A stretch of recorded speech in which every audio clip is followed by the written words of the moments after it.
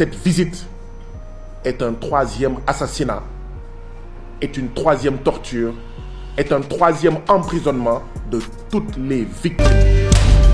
Nous estimons que M. Macky Sall n'est pas un bon candidat pour recevoir le soutien du Sénégal. Macky Sall a un bilan mitigé, un bilan taché de sang. Il le sait.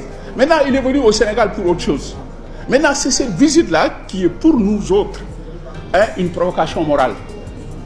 Cette visite est une insulte. Si vous pensez que la politique sénégalaise allait s'apaiser après l'élection présidentielle et l'installation du nouveau pouvoir, je vous le dis tout de suite, détrompez-vous. Ce qui vient de se passer à Dakar ces derniers jours dépasse tout ce que les observateurs avaient imaginé. L'ancien président Macky Sall est revenu au Sénégal, une visite éclair imprévue pour le grand public, mais qui a fait l'effet d'une véritable bombe dans le paysage politique national. Et pourquoi ce retour crée-t-il une telle controverse? Parce que Macky Sall n'est pas revenu pour faire une simple promenade ou saluer ses sympathisants. Il est venu fouler le sol sénégalais pour solliciter directement le soutien de son successeur, le président Bassirou Diomaye Faye. Oui, vous avez bien entendu, l'homme qui incarnait le pouvoir pendant 12 ans, celui contre qui le PASTEF et la jeunesse sénégalaise se sont battus, vient aujourd'hui tendre la main au nouveau pouvoir pour solliciter un appui stratégique ou diplomatique. On ne va pas se contenter des rumeurs des réseaux sociaux, on va poser les vraies questions, les questions qui dérangent. Pourquoi Macky Sall a-t-il pris le risque politique de revenir maintenant? Est-ce qu'un piège tendu au duo Bassirou Diomaye Faye ou à Ousmane Sonko? Et surtout, comment le nouveau pouvoir peut-il gérer cette patate chaude sans trahir sa base électorale ni affaiblir la statue de l'État? Prenez votre café ou votez parce qu'aujourd'hui, on décortique tout point par point avec des faits concrets et une vraie grille de lecture géopolitique. Depuis sa transmission de pouvoir en avril 2024, Macky Sall avait quitté le pays. Il s'est installé à l'étranger, notamment en France et au Maroc, tout en occupant des fonctions internationales comme son rôle d'envoyé spécial pour le pacte de Paris pour les peuples et la planète. Pour beaucoup de Sénégalais, la page était tournée. On s'attendait à ce qu'il reste en retrait de la politique intérieure pendant un bon moment, comme le veulent souvent les usagers républicains. Mais la politique a ces réalités que le grand public ne voit pas toujours venir. Dans cette mi-juillet 2026, Macky Sall a effectué un aller-retour express à Dakar. N'a pas surpris. L'audience accordée vendredi dernier par le président Bassirou Diomaye Faye à son prédécesseur était aux yeux de beaucoup d'observateurs bien plus qu'un signe de réconciliation entre les deux hommes. En officialisant son soutien et celui du Sénégal à la candidature de Macky Sall au poste de secrétaire général de l'ONU, le président Bassirou Diomaye Faye franchit une nouvelle étape dans sa confrontation avec le PASTEF d'Ousmane Sonko. Il s'agit, selon cet analyste, d'une opération de séduction bien calculée. Les caméras ont capté des images fictives, mais les faits ont confirmé par plusieurs sources concordantes, dont TV5 Monde et France 24. L'ancien chef de l'État s'est entretenu directement avec le président Bassirou Diomaye Faye. L'objectif affiché de cette rencontre, solliciter le soutien international et diplomatique de l'État sénégalais pour appuyer sa candidature ou sa position dans le cadre d'un grand mandat international. Quand j'ai vu passer cette information, je me suis posé une question toute simple. Comment un ancien président dont le parti a perdu le pouvoir il y a 2 ans et dont la gestion fait l'objet d'audits sévères par le nouveau gouvernement peut-il revenir demander la bénédiction de ceux qu'il a combattus? C'est là que toute la subtilité et la dureté de la politique sénégalaise apparaissent. D'un côté, Macky Sall sait que la légitimité internationale d'un candidat africain à un très haut poste onusien ou international dépend du soutien explicite de son pays d'origine. De l'autre côté, sans l'aval de Dakar, sa candidature à l'international perd une grande partie de sa crédibilité. De l'autre côté, sa présence physique à Dakar a immédiatement ravivé les tensions non résolues des années précédentes. Et c'est là que le piège commence à se refermer. Inutile de vous dire que dès que la nouvelle de cette visite s'est répandue dans Dakar, les réseaux sociaux et les grains de thé ont littéralement explosé. Pour la base militaire du PASTEF et pour une grande partie de la jeunesse qui s'est mobilisée entre 2021 et 2024, ce retour, même furtif, est perçu comme une provocation, voire une insulte.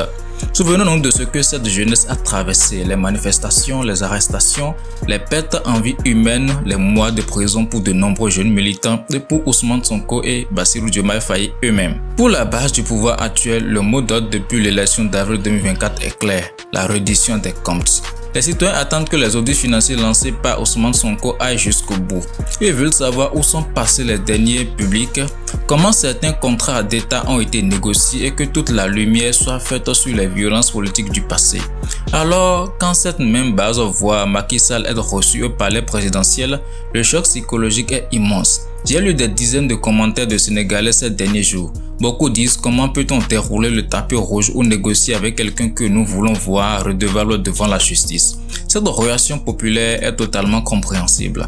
D'un point de vue émotionnel et moral, mais du côté du sommet de l'État, la réalité des dossiers impose une toute autre logique.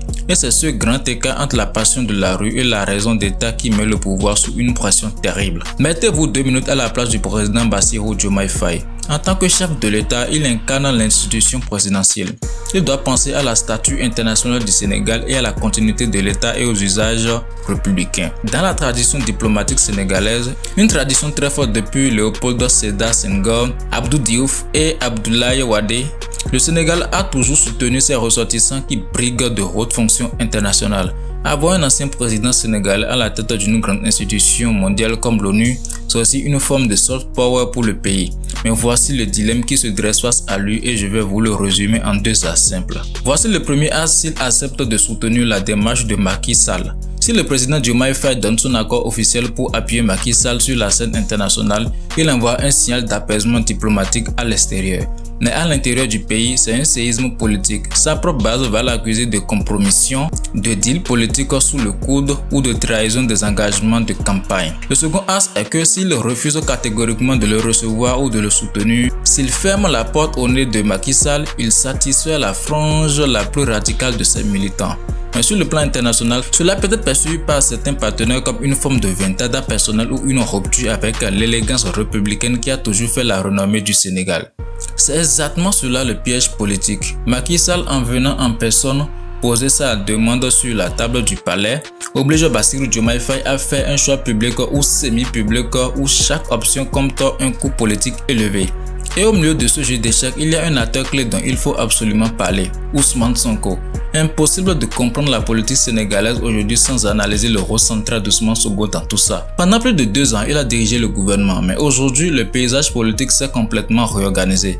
Après des frictions ouvertes avec le président Diomaye Faye, Ousmane Sonko n'est plus premier ministre. Il est désormais le président de l'Assemblée nationale, le chef incontesté de la majorité parlementaire comme vous le savez tous.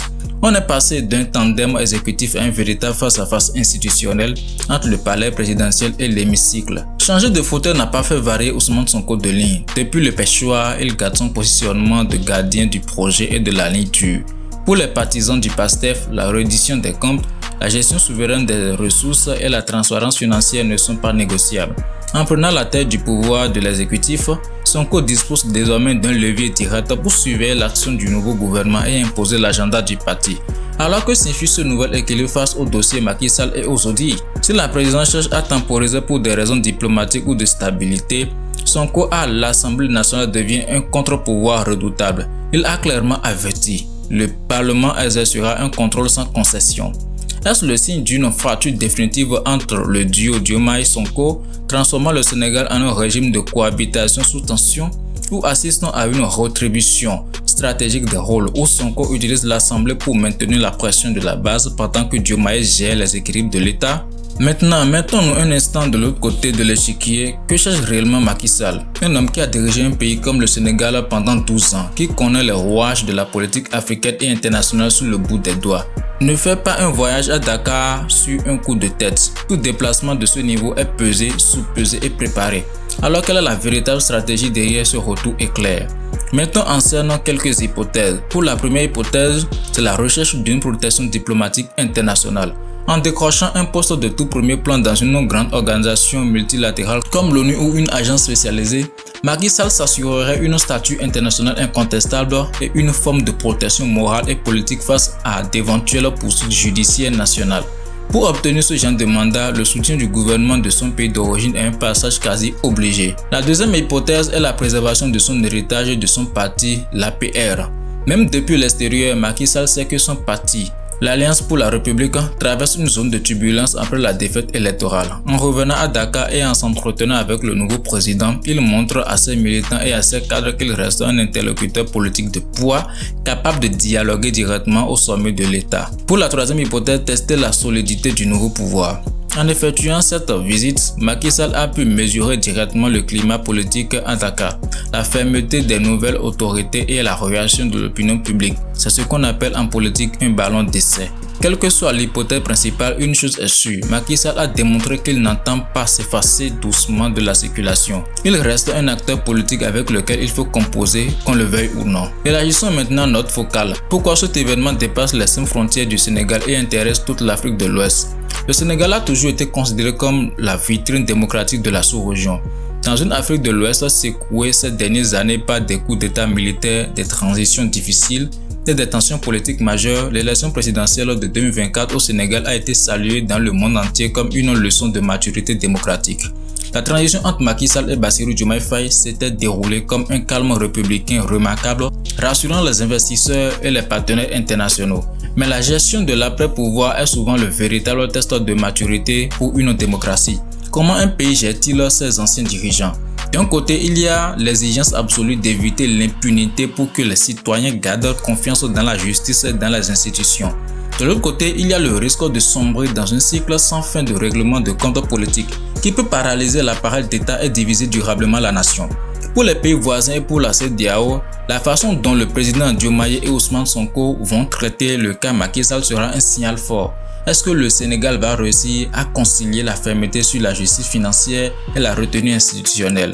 C'est toute la sous-région qui regarde Dakar en ce moment. Maintenant que nous avons posé tous les éléments du puzzle, projetons-nous vers l'avenir. Que peut-il se passer dans les semaines et les mois à venir? Voici les 3 scénarios majeurs que nous devons surveiller de très près. Pour le premier scénario, on a le compromis républicain sous condition. Dans ce premier scénario, le gouvernement sénégalais accepte de ne pas bloquer les ambitions internationales de Macky Sall sur le plan diplomatique dans un souci de prestige national et de continuité républicaine. Cependant, ce soutien diplomatique se fait sans aucune contrepartie d'amnistie ni d'interruption des audits internes. La justice sénégalaise continue son travail de manière totalement indépendante sur les dossiers économiques et financiers. Voilà l'avantage. Le Sénégal préserve son image de grande démocratie mue à l'international, mais pour le risque, une partie de la base électorale du PASTEF risque d'exprimer son mécontentement. Pour le deuxième scénario, on a la rupture totale et l'escalade judiciaire. Dans ce deuxième scénario, face à la pression populaire et aux conclusions des audits transmis aux juridictions compétentes, le pouvoir décide de refuser tout soutien à Macky Sall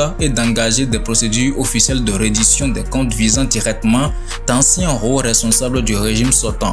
L'avantage, le gouvernement répond directement aux attentes de justice et de rupture exprimées par sa base. Mais pour le risque, cela déclenche une bataille politique et médiatique féroce avec l'opposition créant un climat de forte polarisation dans le pays. Pour le troisième scénario, on a la stratégie de l'esquive et du temps long, le statu quo. C'est le scénario du ni oui ni non. Le président Bassirou Diomaye Faye adopte une posture de réserve diplomatique sans apporter de soutien officiel bruyant mais sans poser non plus de veto explicite. Le gouvernement laisse les procédures d'audit suivre leur cours administratif et judiciaire normal à leur propre rythme sans précipitation. Avantage, cela permet de désamorcer l'urgence politique et d'éviter un choc frontal immédiat. Pour le risque, cette posture peut être perçue comme un manque de clarté pour les deux camps, militant du PASTEF comme partisan de l'opposition. Alors selon vous, le président Bassirou Diomaye Faye doit-il soutenir les ambitions internationales de Macky Sall au nom de la diplomatie sénégalaise ou doit-il refuser tout soutien tant que la reddition des comptes n'est pas soldée? Dites-le moi dans les commentaires, je lis toutes vos réactions et j'ai hâte de voir vos arguments. Gardons des échanges riches, polis et constructifs comme toujours sur cette chaîne.